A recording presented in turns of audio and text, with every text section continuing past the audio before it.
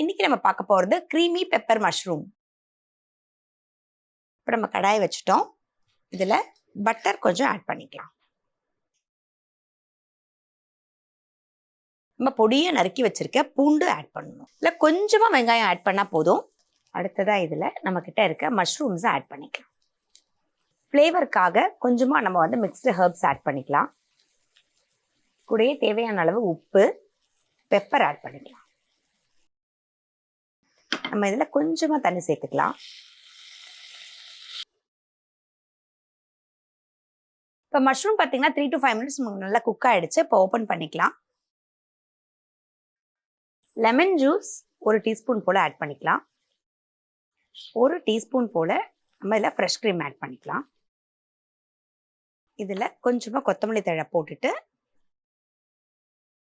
இது நீங்கள் வந்து சைட் டிஷ்ஷாகவும் சர்வ் பண்ணலாம். அப்படி இல்லாட்டி நீங்கள் வந்து இதை அப்படியே வந்து ஒரு ஸ்நாக்காகவும் நீங்கள் வந்து கொடுக்கலாம். ஒரு ஸ்டார்டராகவும் நீங்கள் வந்து யூஸ் பண்ணிக்கலாம்.